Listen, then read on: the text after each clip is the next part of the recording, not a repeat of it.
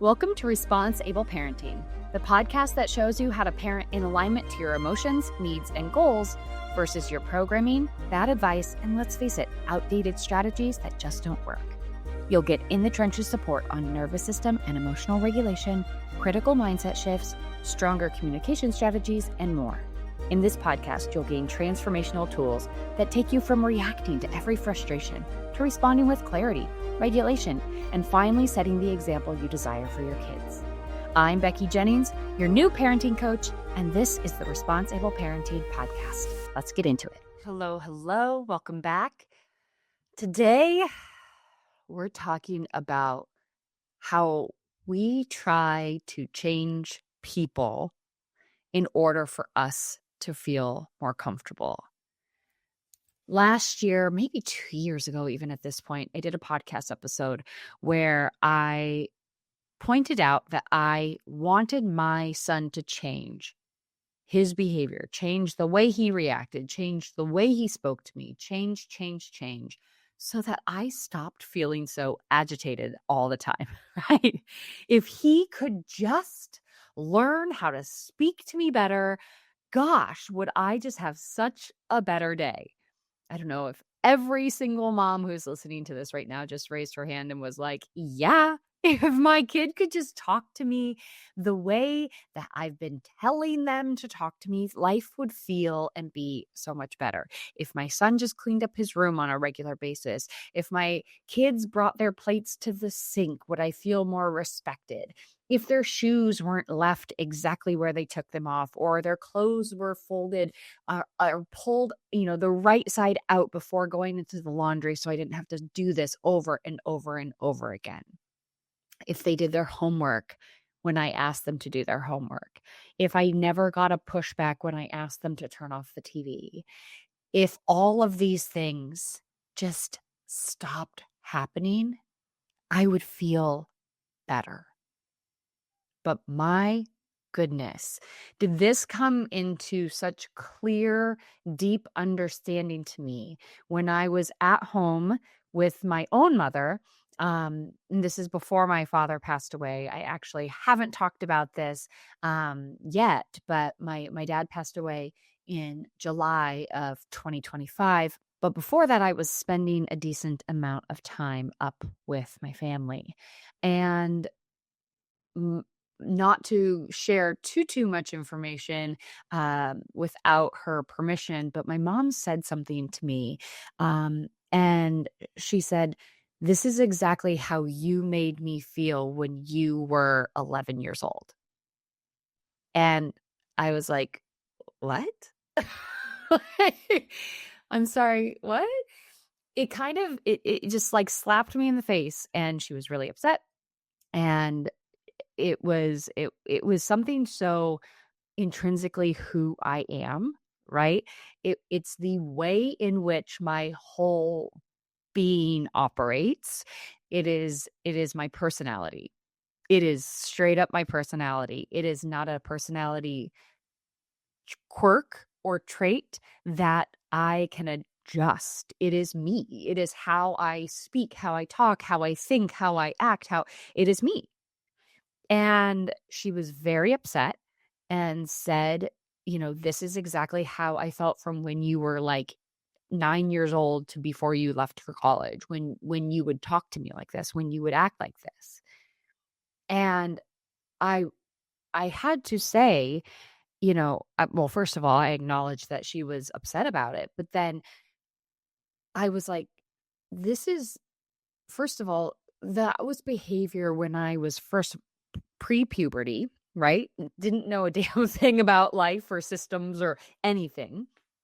And this part of me, if it was to change in order to make you feel better, I would have to suppress and avoid or fully become a completely different person because this is who I am. And I can obviously, try to curtail things that are too intense, but like fundamentally you're asking me to be a different person in order for you to feel better. And if that's simply the case, then there needs to just be like a different boundary system, and maybe there's less, communication about certain topics, or maybe I just don't hang around you as much because I can't change who I am in order to make you feel better. And that just was such an eye-opening moment for me that unless you do the work as the parent around triggers in your own body and in your own life, everybody around you will still continue to trigger you. Everyone around you will still continue to upset you, and you will still continue to think that your children are doing this to you when it is simply their personality, the way in which they process information, the way in which they handle frustration, the way in which they go after things that they want, the way in which they voice to you their dreams, their visions, their hopes, their desires. If they repeat, please, can I have this? Can I have this? Okay. That's a skill thing on how we can talk to people in a different way to achieve said result. But if you asking me twice or three times is causing me to freak out, then that's a me thing, right? And so it was very clear, and I have taken a very different path from the way my mom handles her own feelings and emotions and all of that. I've gone in the whole 180 different direction. But it was crystal clear to me that unless we heal the hurts, unless we get down to why we feel the way we feel about certain situations, unless we tackle our side of the street, we will still continue to think that people are doing things to us and that the other person needs to change in order for us to feel better. And it made me think, how am I following this exact same pattern of reactivity with my ADHD son? Because Lord knows an ADHD body, brain, systems, habits can be very triggering for the parent. It can be very overwhelming. It can be stimulation like overload, right? We know that kids with ADHD talk 20% more than neurotypical children. So that's 20% more input, 20% more questions, 20% more pushback, 20% more repeating, 20% more asks, even if they've gotten the answer, which if you live it, you know it, it's a lot. Might not sound like a lot, but that 20% can actually take up all of your capacity. And so how I viewed that moment was really transformative in how can I continue to heal the patterns of reactivity in my own body so that I'm not making my reaction my son's problem to fix.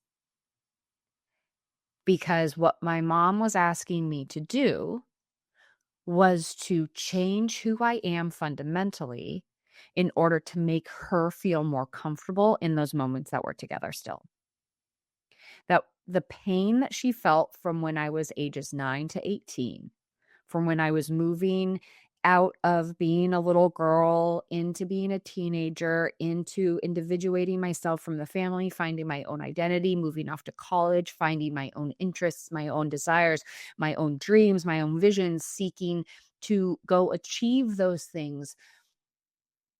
That made however that all played out, whatever I said, however I interacted, my own lack of skills in terms of how to handle conflict as a little kid, those still are alive and well within her. So if anything that I kind of say in my 42-year-old body now, as a mother of 3 children, as a wife, as a homeowner, as a fully embodied adult, if I say anything that smacks of that, it brings her back to those visceral memories that are still alive and well in her. And instead of processing that emotion, uncoupling the story of the past to the present and being like, is this really what she meant at 43? Is it the same thing that she meant when she was 9, 10, 11, 12? Right? Instead of doing that, the pain is still so present. The hurt is still so present that it explodes the moment, right? It is too much to handle. And that's not something that I want to take into or continue on. That's not a pattern I want to take into my own parenting. My ADHD son, my God, do we have a number of moments where I could actively say to him, you are doing this to me. You know what to do. You're choosing not to do it. This is absolutely absurd. You have to change to make me feel better. But the more I dig into the nervous system science, the brain science, the developmental science, the neurodivergent science, these aren't choices that he is intentionally making to hurt me. These are not choices that he is consciously saying, my mom is really upsetting me, so I'm going to do da-da-da-da-da, I'm going to do XYZ in order for her to feel pain. No, it's skills, it's systems, it's nervous system dysregulation. And the more I can look at behavior as a nervous system state, as evidence of where he is at, skill deficiency, nervous system state, not intentional behavior choices. That allows me to be the sturdy parent in the room and say, this is a breakdown in systems. This is a breakdown in skills. This isn't a personal attack on me. While my body might be saying this feels personal, I get to. This is an opportunity for me to break that pattern, that emotional pattern that is alive and well still in my family of origin. And I get to say, that's not how I intend to parent my own child, because I don't want to be 74 telling my 40-something-year-old child that they did something to me and I'm still harboring it against them. Now, I don't think she's harboring it against me, but I do know that if anything smacks of anything from my childhood, she is deeply emotionally wounded and reactive. And that's, needless to say, frustrating. And, it really gives me that challenge of, I want my mom to be present in my family. I want my mom to be in my children's lives. I love her. She's my mom, right? I don't want to have a boundary system around my mother, but I do understand that this is the potential outcome if we are around each other for a decent amount of time. Can I be super real with you and tell you a personal story? A few years back, my son, the whole reason why I do the job I do today, was having one of those fiery moments. He was talking back, demanding it be his way. He was refusing to listen to any of our solutions, and the moment was getting really intense. My husband looked at me and said, well, you know all the parenting stuff, fix this. I completely froze. All the scripts from the books I'd read, all the strategies from the podcasts I'd listened to completely disappeared from my brain in that moment. But based on the volume of challenges that we were having with our strong-willed ADHD son, I knew I had to figure out a different way, because panicking in the moment and grasping at anything only to not follow through at all and end up yelling just wasn't working.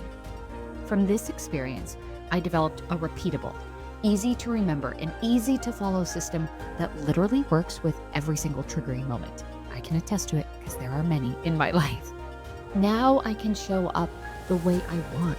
I can communicate in a way that actually resonates with my strong-willed child. If this sounds like a solution for what's happening in your home, take these next 2 steps. Number 1, watch the free training about my rewiring process in the show notes. And then number 2, book your free call. On that call, we will talk about what's happening in your home, and you will get a customized solution that works best for you. I assure you, this doesn't have to feel as hard day in and day out as it does. There is the solution, and I'm so excited to talk to you about it. And so it's just that awareness of how often are we putting our feelings of dysregulation onto other people to solve? How often are you so uncomfortable that you're telling your child to fix themselves so that you feel less uncomfortable? This all comes down to if we see our children behaving in a way that we don't like, it is a nervous system state, a lack of skills, and a breakdown in systems.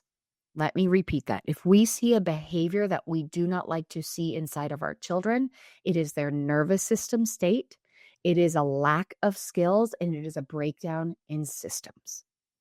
And when we can start to operate from that viewpoint, it is not personal anymore, right? Then we just go down the chain of system and say, where is this breakdown?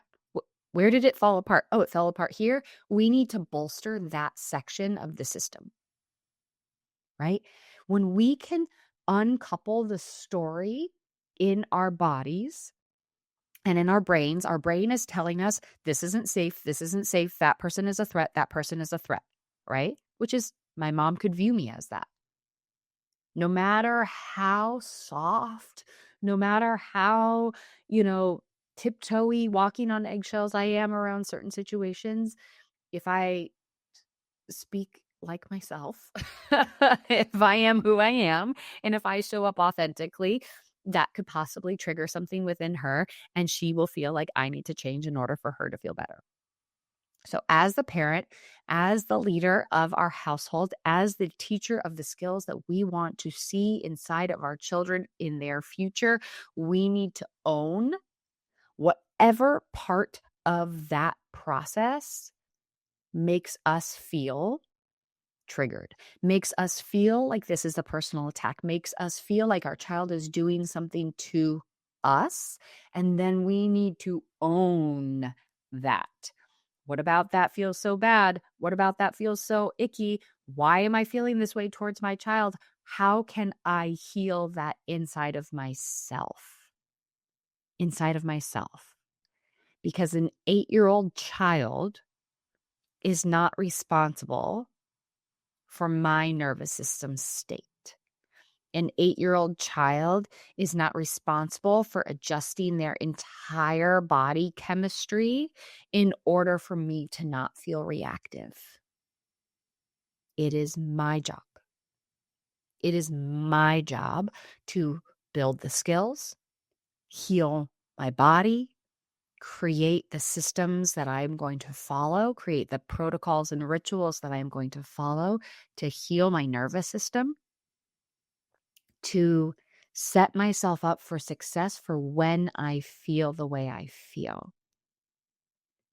This was just such a beautiful full circle experience as I have untangled a lot of the web from my own childhood of how I was raised. And I believe my parents did the absolute best they could with where their nervous systems were at, the skills that they had.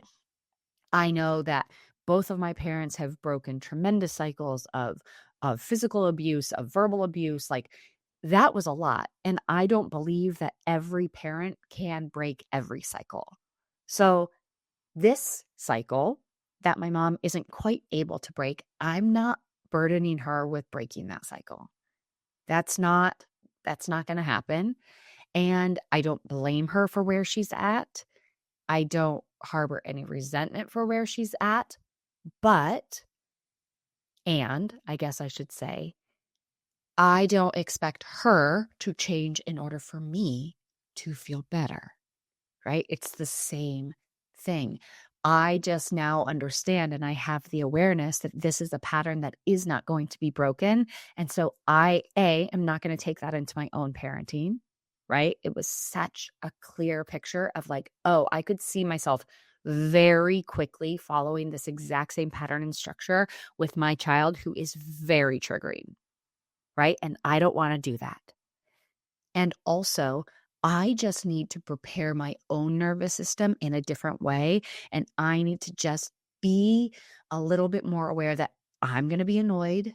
I'm going to have some moments where I'm like, "Oh, come on, are we seriously doing this?" But that's on me, right? That's on me to say, okay, what can I do in this moment to help myself feel better versus expecting somebody who is deeply entrenched in a pattern to change so I feel better?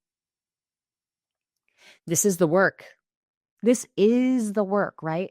And in my program, this is why I care so much about it, because it's not just about healing the patterns that we are experiencing with our kids. It's healing ourselves so we can authentically and truly live into the life that we see for ourselves, live into the person that we desire to be without being shaken by any external influence.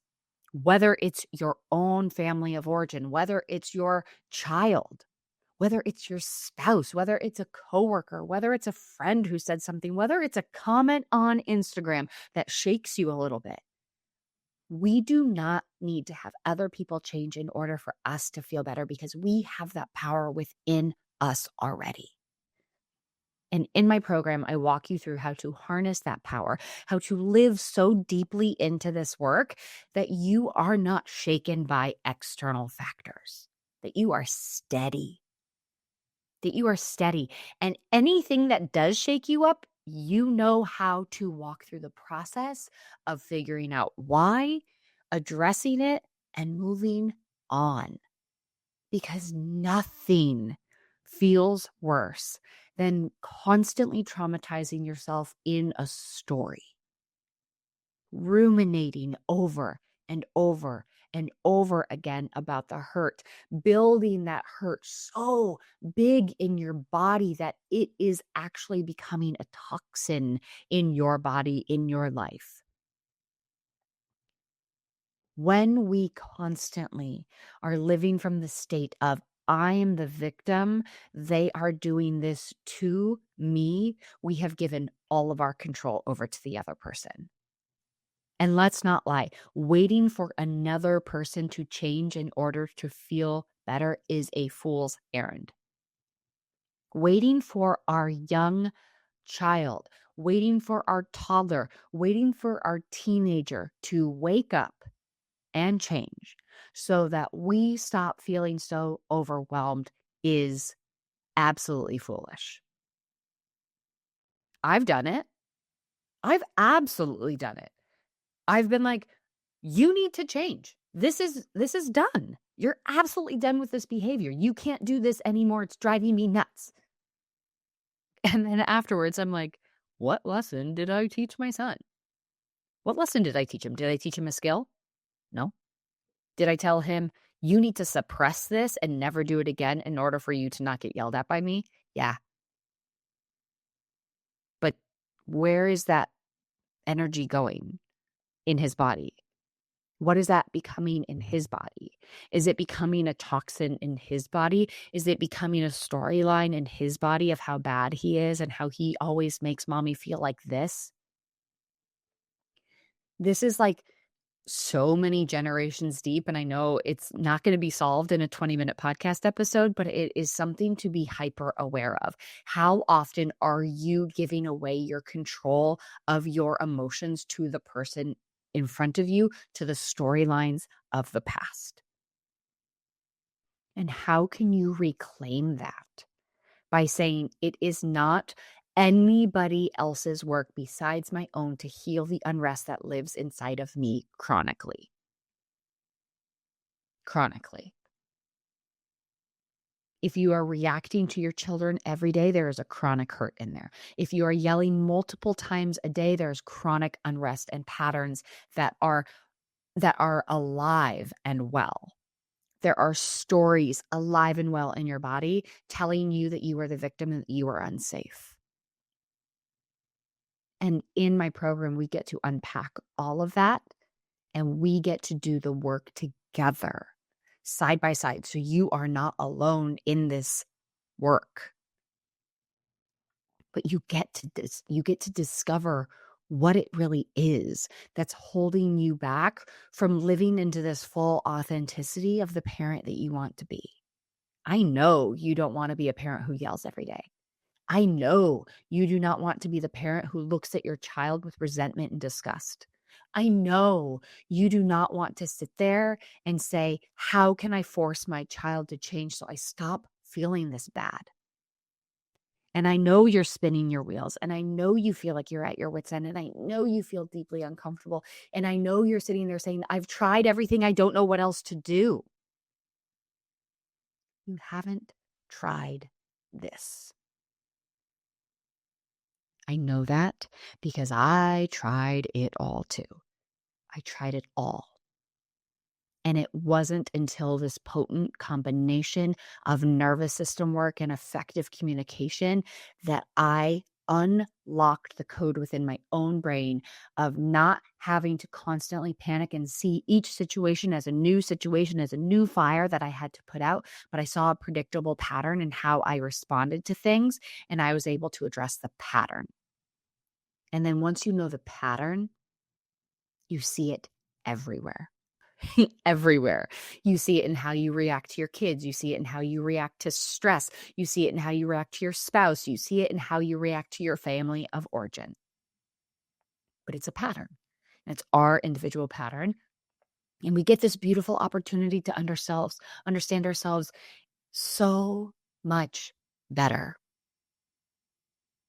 You get to create a deep sense of self-trust, of being able to finally trust your instincts again, because your instincts have been trying to tell you this for so long, but we push it down because we're anxious, we're fearful. We just need this to change to feel better. If this sounds like you, if this sounds like something that you have been wrestling with, please book a call with me. It's a free call. We will discuss in length what is going on for you, and let's see if we can identify that pattern, and let's see if we can create the solution that would bring some relief. So we're no longer asking everybody around us, including our children, to change for us to feel better. All right, I will see you in the next episode. Thank you for listening to the ResponseABLE Parenting Podcast. If you like what you heard, please take a moment to rate, review, and subscribe. If you know someone who would benefit from this podcast, I'd be honored if you'd share this episode with them. Until next time, know that you are enough, you are capable, you've made it through all of your hardest days, and we will keep growing on this parenting journey together. This podcast was produced by Kim Kelty and myself, Becky Jennings, and edited by the Kelty Method, Branding and Podcasting.